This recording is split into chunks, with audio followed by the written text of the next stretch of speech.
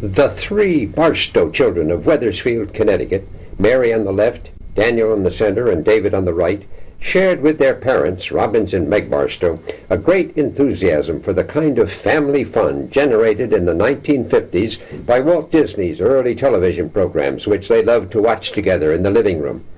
When they saw outside the Main Street drugstore in Old Wethersfield a contest announcement of 25 free family trips to Disneyland, sponsored by Scotch brand cellophane tape, they realized that here was a way they could make an impossible dream come true.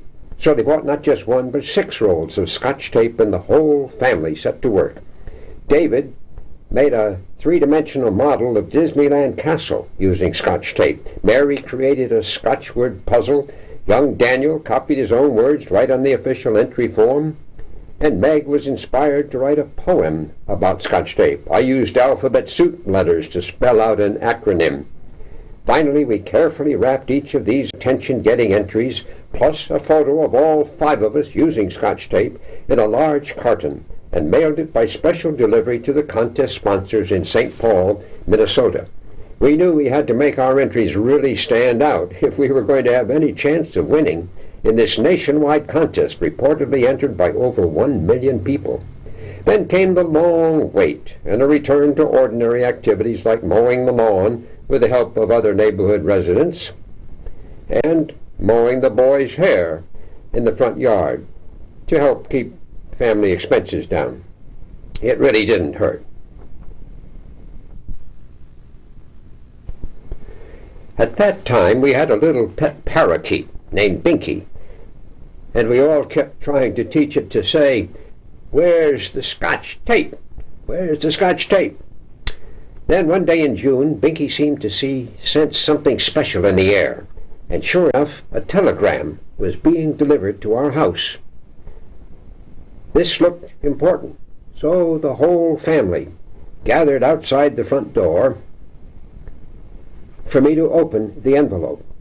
It was from the president of the Minnesota Mining and Manufacturing Company, and it read, "Congratulations on being one of the winners in the Scotch brand Disneyland contest."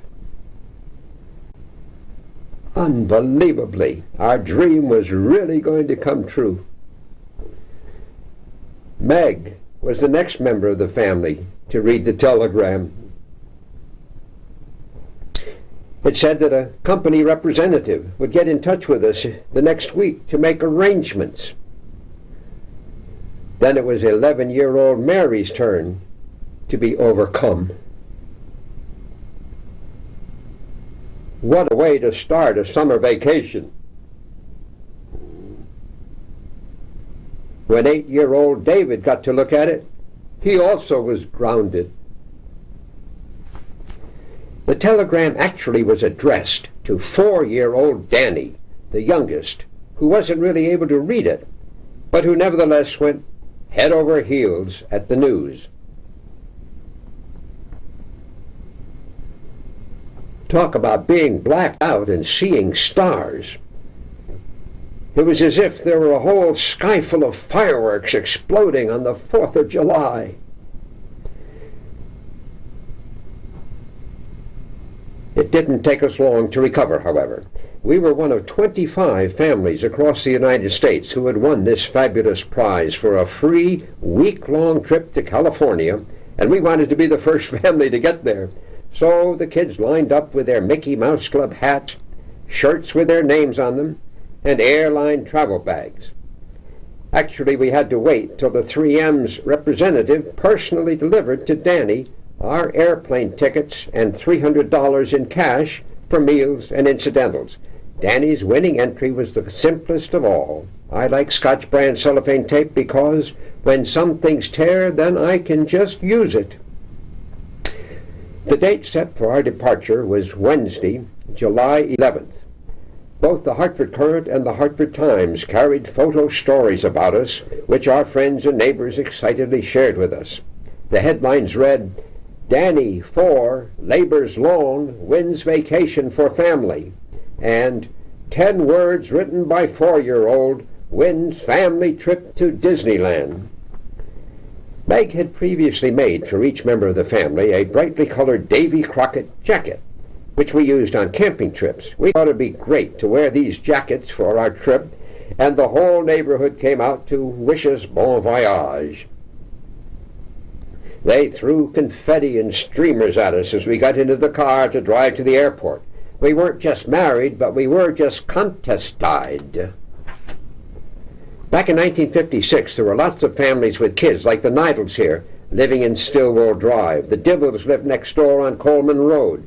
Neil and June Cox lived in Wethersfield then, and their older daughter Anna was Mary's best friend. Dudley and Ruth Birmingham, with their sons Dick and Alan, lived across our backyard. Mrs. Johnson and a friend represented the older generation in the neighborhood, and the family of Dorothy and Joe Bonin lived right next door to us. What a great send-off they all gave us as we headed up to Bradley Field, as it was 40 years ago. We were going to fly first from Hartford to New York and then to California. We brought along our Scotch tape-made sign, and the pilot and stewardess were greatly interested in our being Disneyland contest winners. The children each wore white sailor hats that had Connecticut written on them so people would know where we were from. This was the first time they had flown in an airplane, so it was very exciting for them. In those days they didn't have jet planes, just propeller-driven airships. But just being in an airplane like this was a tremendous experience for all of us. The pilot flew right over Wethersfield, so we could look out the window and try to pick out our own house, someplace in the middle down there. When we got to New York, the plane landed at the old Idlewild International Airport, which later became the J.F. Kennedy Airport. We had to change planes here, and I must tell you that the Scotch Tape Contest prize was actually only for a family of 4. And here we were, a family of 5, without any extra funds. But since we certainly couldn't leave anyone behind, we worked out a deal. The company had furnished us with 4 first-class tickets, and we simply exchanged them for 5 tourist tickets at no extra cost. It meant we wouldn't get fancy meals served to us in the luxury rear section of the plane, but we were happy just to eat our picnic box lunches in the more crowded forward part of this giant TWA Super Constellation plane, which had a capacity of 64 passengers. Here we are out on the runway, ready to depart for the long 9-hour flight from New York to California. This was a difficult shot to take of the plane taking off, but I used a telephoto lens. As the plane flew over New York City, we could look out the window and see down on the right the United Nations building, and then over on the left the Empire State Building. What a thrill it was to be 4 miles up in the sky, flying high above the clouds. We followed our route on a map of the United States, so we could tell when we flew over the Mississippi River down there below, on our way to a midpoint stop at the striking new St. Louis, Missouri airport. Here they changed crews, and the plane was refueled. As we flew on across the country, above the Great Plains and then the Rocky and Sierra Mountains, we counted a total of 14 states we had flown over by the time we landed in California. We had traveled over 3,000 miles in a single day.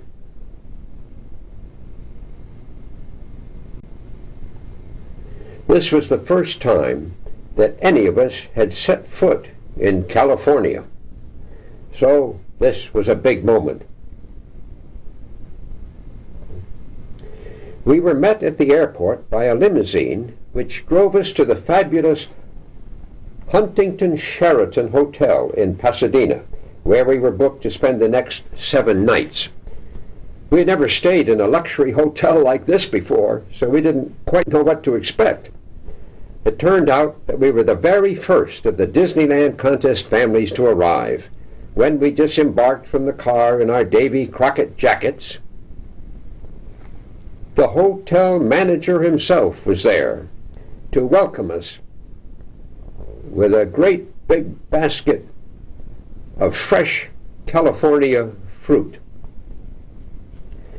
The Huntington Sheraton Hotel has a tremendous expanse of rooms, lawns, trees, and gardens. Its vine-covered architecture is a reminder of bygone days of more leisurely and gentle upper-class style and elegance.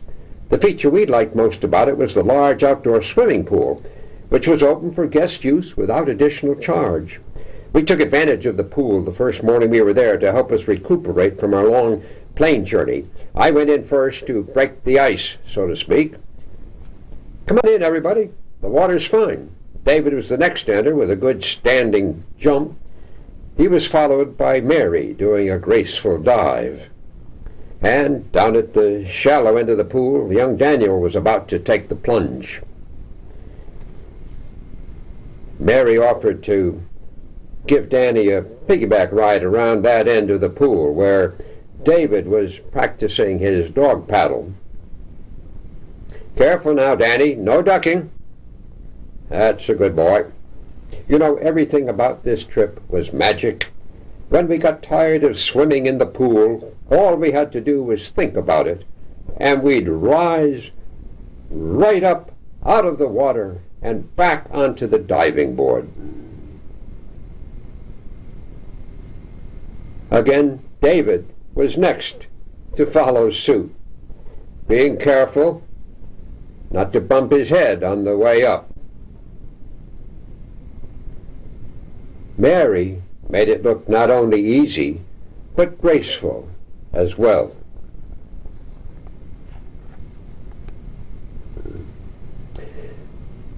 Later that first day, we rented a car so that we could orient ourselves to some of the other sights and attractions in the Los Angeles area, where none of us had ever been, before going on to spend the bulk of our week's time at our primary objective, Disneyland. We could tell it was California because of all the different kinds of palm trees we saw. The landscape was very different from back home in Connecticut. On our way, we stopped for a picnic lunch on the ground underneath a large palm tree.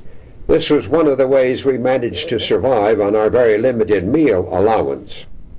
As we drove past a bunch of orange groves, it looked as if orange juice was being made right before our eyes. Knott's Berry Farm was an old-time mining camp amusement park which predated Disneyland, and still had some interesting attractions which made it worth visiting also. Reminiscent of the gold rush days, they had set up an elaborate sluiceway structure where you could actually sift through sand and water and pan for gold. Each of the children took a try at this, and with a little help, each one of them managed to sift out a small amount of gold dust, which, siphoned into a small bottle, they were able to keep and take home with them as an enriching souvenir. Part of the park was a so-called ghost town, inhabited mostly by trained animals. There was this goose which kept trying to find a way to get into the bar. There was also a good-natured donkey which wanted to get educated by attending the local school. The schoolmarm was a cow, and when the proper time came, the cow would grab the rope in her mouth and ring the school bell. The next day, they had arranged for us to take a gray line tour of Hollywood in a special sightseeing bus. The children again wore their white Connecticut sailor hats. We were glad we weren't driving when we traversed the notorious Los Angeles freeway, but it was fun to pass by the famous Midtown intersection of Hollywood and Vine, and to look for movie stars walking along these streets. One place we did stop at and get out was Grauman's Chinese Theater. This is the place where actors and actresses make handprints in cement blocks on the sidewalk. We saw the outlines of the guns of early Western star Bill Hart and of the famous profile of John Barrymore. We found a likely spot for two new ladies' handprints, but it turned out that the cement there already held the imprints of Jane Russell and Marilyn Monroe.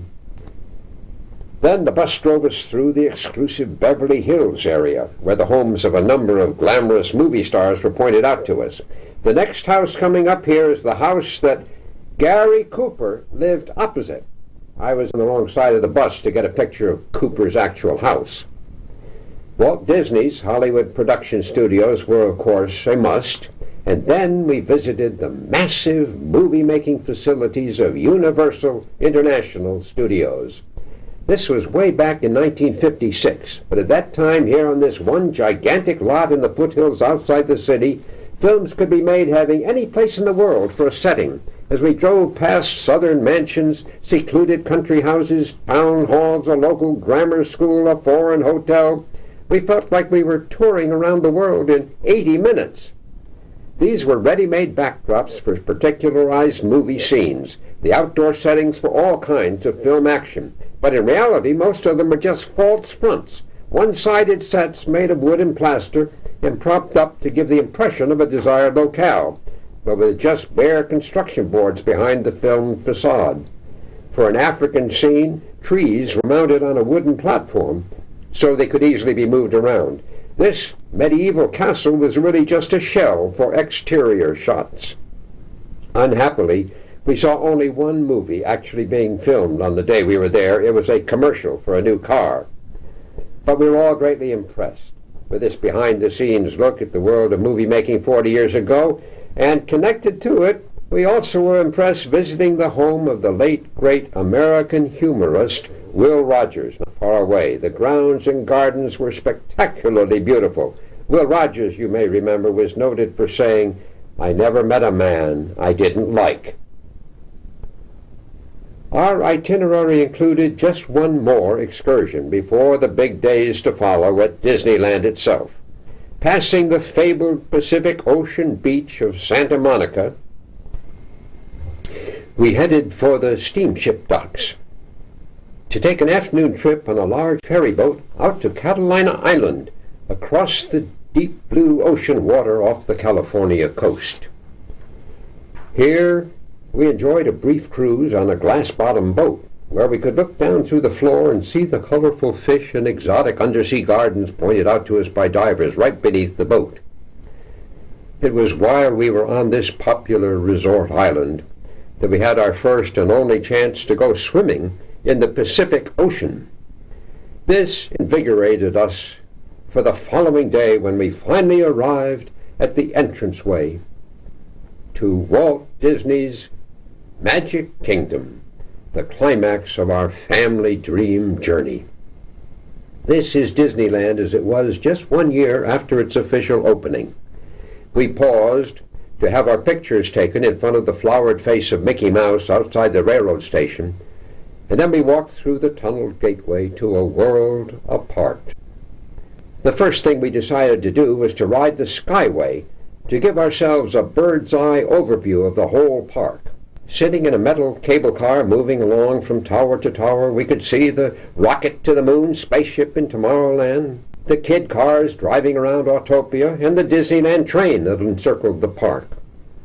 The excitement kept mounting as the cable cars continued high in the air and passed over Fantasyland, where we looked down upon everything from the storybook whale to the tented carousel to the red and white sails of the pirate ship from Peter Pan. There were the Mad Hatter teacups, Dumbo the flying elephant, and Sleeping Beauty's towering castle, to say nothing of Frontierland and Adventureland. Having enjoyed this skyride preview, now let's go back to the entranceway and follow our dream through this Magic Kingdom step by step. To get into the park itself, you go through a short tunnel underneath the Disneyland and Santa Fe Railroad, and then the spell takes place. Children's faces looking up, holding wonder like a cup. This is the town square at the head of Main Street, USA, where all kinds of shops and friendly characters are found. Like this well-dressed sheriff keeping everyone on good behavior.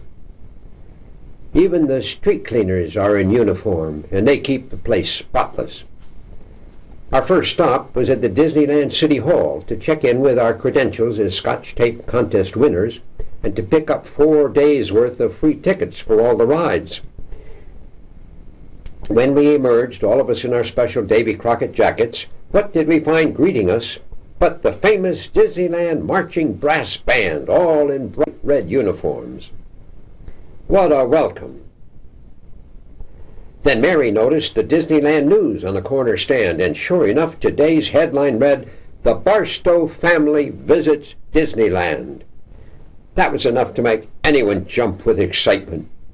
We decided then that the children needed to have official Disneyland hats to replace their Connecticut sailor hats, at least for now. Dan and Dave bought space helmets, and Mary got a wide-brimmed plastic shade hat. Our first ride was on the horse-drawn trolley car down Main Street, USA, reconstructed as it might have been half a century earlier. This was remember when time for grown-ups, and why aren't things like this today? Time for the kids. On the right we saw the Main Street Cinema, starring Rudolph Valentino and Vilma Banky in Valentino's last film, The Son of the Sheik. Across the street were the Carnation Ice Cream Parlor, the Bake Shop, the Penny Arcade, and the Candy Palace, with all kinds of goodies in every window and storefront. At the end of Main Street, there's a circular park from which branch out the 4 different major theme lands. This is where we said goodbye to the straw-hatted horse that had pulled our trolley. Over on the right, we found first of all Tomorrowland, with a special clock telling what time it was all around the globe. We took a thrilling simulated ride in the rocket ship to the moon and back. And remember, this was 13 years before humans actually did set foot on the moon. Also in Tomorrowland were miniature spaceships revolving at various heights. And then the drive-it-yourself Autopia. Now, to pilot one of these little cars around the course, you had to be as tall as the bottom of this sign. David made it just by a hair, but poor Daniel wasn't high enough, so he had to find another activity, while David went for a drive. This was grown-up fun for an 8-year-old. The next land we visited was Fantasyland, the entrance to which is through the many-turreted Sleeping Beauty Castle, across a bridge over a protective moat. This fantastic kingdom has settings and rides from any number of different times and places and stories. Most of the attractions relate to a familiar Walt Disney movie or cartoon character. Danny's favorite was Dumbo, the flying elephant. He and his mother got into the seat behind the broad wing-like ears of the little elephant, and soon they were off and flying. The world goes round and round when you're up in the sky with an elephant. Here's how it looked to Danny and Meg as they sailed through the air on Dumbo's big ears. Hold tight now.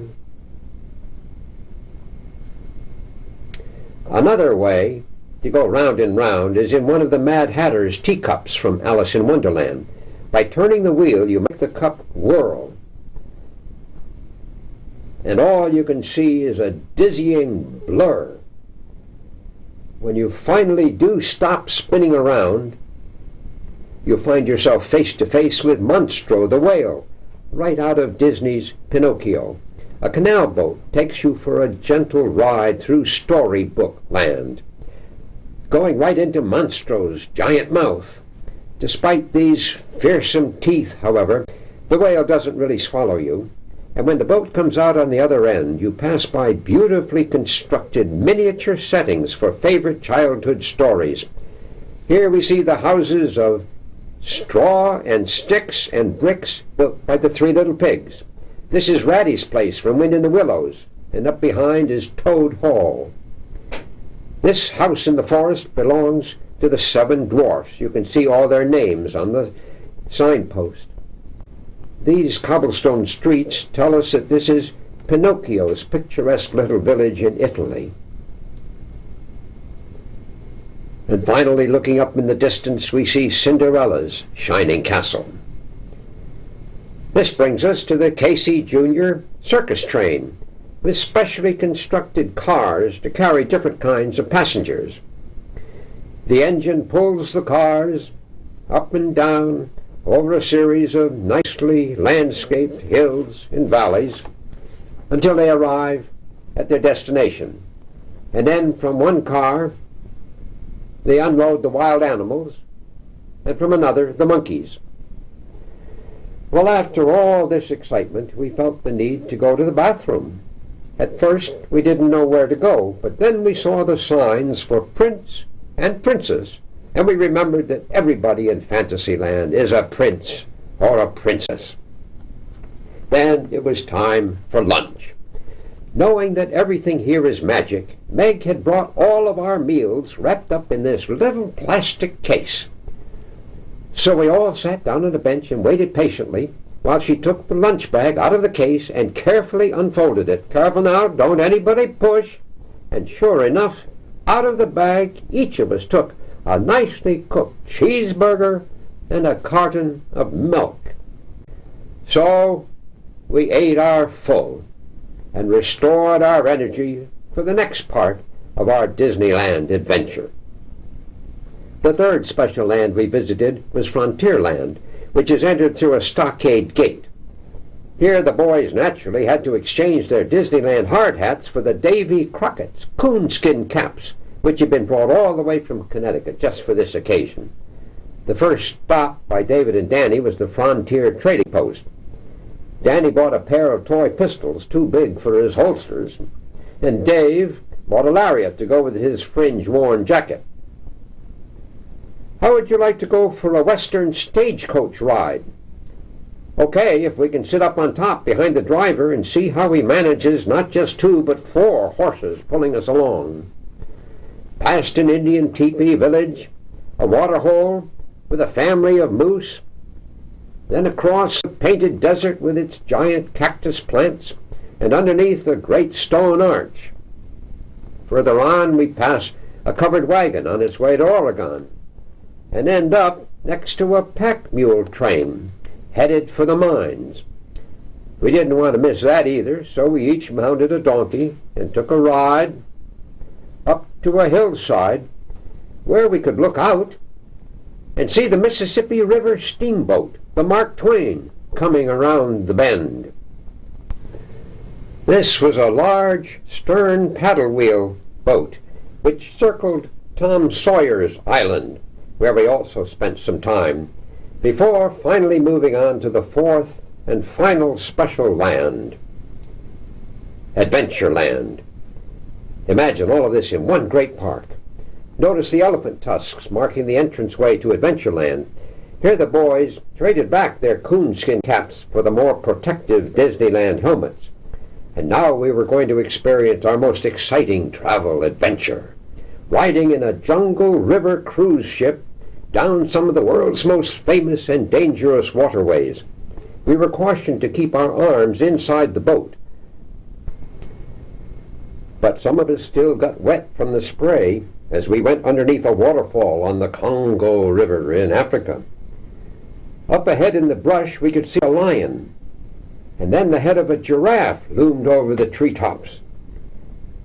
We passed a family of threatening rhinos, partly hidden by the underbrush over on the right, and then on the left we heard the loud trumpeting of an African bull elephant, raising his long white tusks and flapping his great ears. Then in the water, right beside the boat, we saw the heads of some large hippopotamuses, wriggling their ears in warning. As we were watching one pair opening their mouths, our guide suddenly yelled, "Look out! There's a big hippo right up ahead!" And he pulled out his gun and fired a shot right at him. And then he fired again, and another one at a crocodile over on the riverbank. Wow, what a close encounter that was.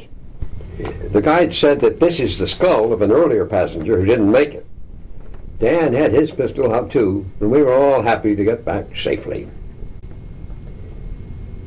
Before the week was over, our prize-winning family had spent parts of 4 days at Disneyland's Magic Kingdom, including one final ride down Main Street on the horse-drawn fire engine. We were almost totally exhausted by the end of our stay, but for our particular family at that particular time, we agreed with Walt Disney that this was the happiest place on earth. As we waved goodbye, we considered ourselves to be one of the most fortunate families in the world to have had this marvelous Disneyland dream actually come true. We made sure that young Danny was able to get in his last licks, and then we departed, forever grateful to Scotch Brand cellophane tape for making all this possible for us. Don't ever say it isn't magic, because we know it is.